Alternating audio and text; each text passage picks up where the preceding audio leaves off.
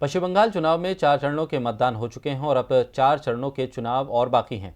17 अप्रैल यानी शनिवार को 5वें चरण में 45 सीटों के लिए चुनाव होना है। इसके लिए चुनाव प्रचार कल ही खत्म हो गया था। चुनाव आयोग ने निष्पक्ष चुनाव कराने के लिए 5वें चरण से बंगाल में 72 घंटे पहले चुनाव प्रचार खत्म करने का नया फरमान जारी किया है।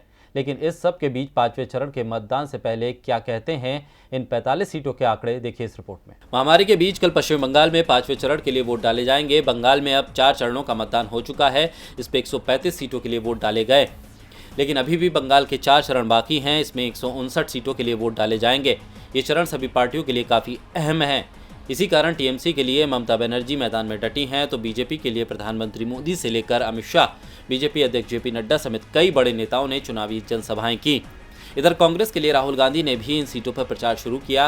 आपको बता दें कि 17 अप्रैल को 5वें चरण के लिए जिन 6 जिलों की 45 सीटों के लिए मतदान होना है, उसमें उत्तर 24 परगना की 16 सीटें, दार्जिलिंग की सभी 5, नादिया की 8 सीटें, पूर्वी वर्धमान की 8 सीटें, जलपाईगुड़ी की सभी 7 सीटें और कालिम्पोंग की 1 सीट शामिल है।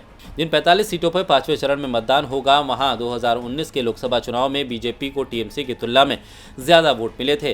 बीजेपी ने यहां 45% वोट हासिल किए थे, तो टीएमसी को 41.5% वोट मिला था। हालांकि टीएमसी को यहां 23 सीटों पर बढ़त मिली थी और भारतीय जनता पार्टी को 22 सीटों पर बढ़त मिली थी। साल 2016 के मुकाबले चुनाव में तृणमूल कांग्रेस ने 45 में से 32 सीटों पर चुनावी जीत दर्ज की थी, लेकिन इस बार का मुकाबला कांटे का माना जा रहा है।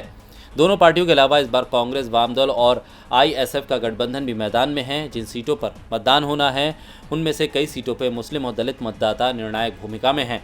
ऐसे में ममता बनर्जी के लिए कांटे का मुकाबला है, जहां बीजेपी भी अपनी पूरी ताकत लगा रही है। डीबी लाइव की रिपोर्ट।